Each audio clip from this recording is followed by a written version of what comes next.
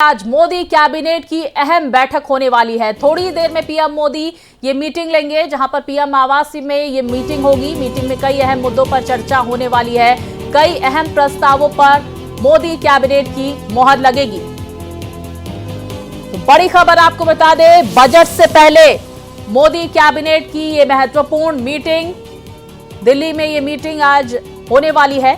Modi cabinet की अहम meeting थोड़ी देर में पीएम आवास में होगी, जहां पर कई अहम मुद्दों पर चर्चा होने वाली है। बजट पर भी चर्चा होगी, कई अहम प्रस्तावों पर लग सकती है मोहर।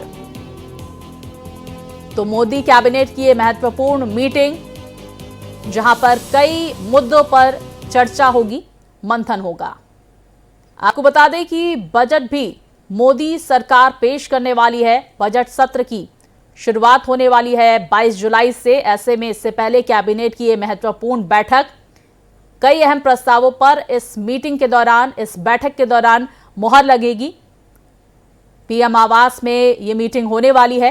ये बड़ी जानकारी सामने निकल कर आ रही है। तो मोदी सरकार 3.0 कैबिनेट की ये महत्वपूर्ण बैठक अब से कुछ ही देर बाद शुरू होगी। तमाम अहम मुद्दों पर इस बैठक के दौरान चर्चा होगी, मंथन होगा। कई प्रस्तावों पर मोहर भी लगेगी। लेकिन साथ ही आपको यह भी बता दें कि मोदी सरकार 3.0 का ये महत्वपूर्ण बजट पेश किया जाएगा। 22 जुलाई से बजट सत्र शुरू हो रहा है। ऐसे में कैबिनेट के तमाम मंत्रियों के साथ बजट पर मंत्रणा होगी। और विस्तार से जानकारी के साथ मेरे सहयोगी रमेश हमारे साथ जुड़ गए हैं। रमेश, लगभग 10:30 बजे का वक्त था इस मीटिंग के शुरू होने का। इस वक्त तस्वीरें आप क्या देख रहे हैं पीएम आवास के बाहर? क्या नेताओं के पहुंचने का सिलसिला शुरू हो गया है? क्या उसी टाइम पे ये मीटिंग होगी या फिर थोड़ी डिले हो सकती है? देखिए, मीटिंग का समय जो है वो 10:30 बजे का है और 10:30 बजे कैबिनेट के सभी मंत्री प्रधानमंत्री आवास पर बैठक में शामिल होंगे। और बहुत ही महत्वपूर्ण बैठक है। मानसून सत्र 22 तारीख से शुरू हो रहा है। 22 जुलाई से मानसून सत्र स्टार्ट हो रहा है और 23 को बजट पेश किया जाएगा। चुनाव का समय था और मार्च में जो बजट फरवरी के माता वो जो है बजट पेश 23 को करेंगी। तो बजट को लेकर चर्चा होगी। उसके बाद जो सबसे बड़ा मुद्दा रहा, आप देखिए कि जिस तरह से राहुल गांधी ने अग्निवीर का मुद्दा संसद में उठाया और उसके बाद लगातार अग्निवीर को लेकर चुनाव में भी भारतीय जनता पार्टी को नुकसान हुआ, तो अग्निवीर एक बड़ा मुद्दा होगा इस कैबिनेट की पे चर्चा का। क्योंकि खुद रक्षा मंत्री ने कहा कि हम अगर कुछ बदलाव है तो हम बदलाव करने को तैयार हैं।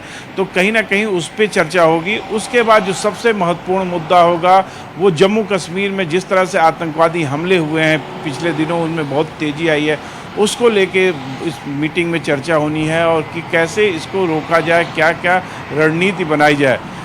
21 जुलाई को सर्वदलीय बैठक बुलाई गई है क्योंकि पिछला जो सत्र था संसद का वो बहुत हंगामेदार रहा था।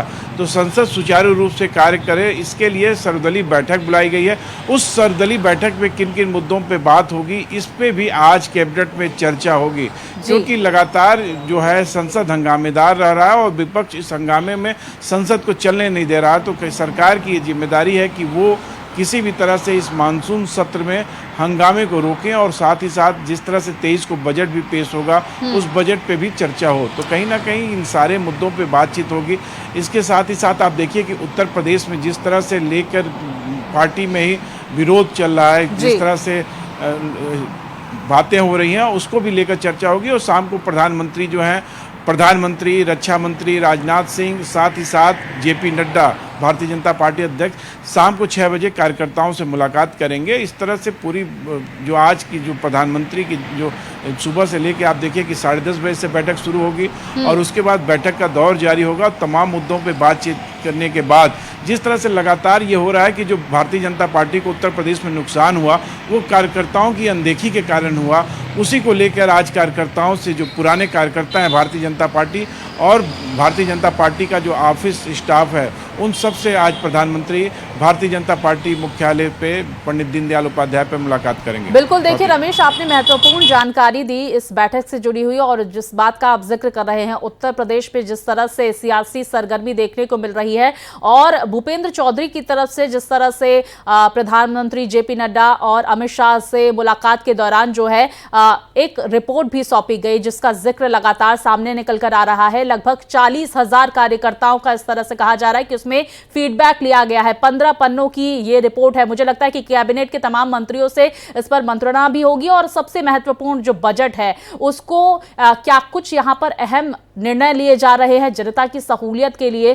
कैबिनेट के मंत्रियों के साथ इस पर कॉन्फिडेंट एक तरह से यह सहमति लेने की कोशिश भी यहां पर प्रधानमंत्री की तरफ से तमाम नेताओं की तरफ से की जाएगी। रमेश,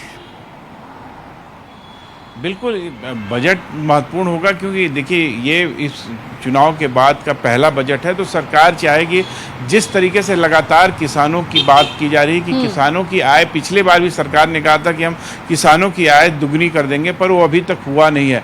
तो किसानों के हितों को लेकर चर्चा होगी, जिससे कि किसानों पे जो दबाव है, चाहे वो ऋण का हो, चाहे फसल में खाद की जरूरत हो, चाहे पानी की जरूरत हो, इन सब को लेकर चर्चा होगी। साथ साथ जो मध्यम वर्गीय लोग हैं, निम्न मध्यम वर्गीय और मध्यम वर्गीय, उन लोगों के जो इनकम टैक्स पे जिस तरह से छूट की बात की जा रही है कि इनकम टैक्स का जो स्लैब है उसको बढ़ाया जाए, जिससे कि उनके जो इनकम टैक्स की बचत हो। से इन तमाम मुद्दों पर, इन तमाम बातों पर, बजट पर और साथ ही किस तरह से आगे कैबिनेट को कामकाज करना है, इस पर लेकर लगातार चर्चा होगी इस मीटिंग के दौरान। रमेश, इस मीटिंग पर आप नजर बनाए रखिए। फिलहाल जानकारियों के लिए आपका बहुत शुक्रिया।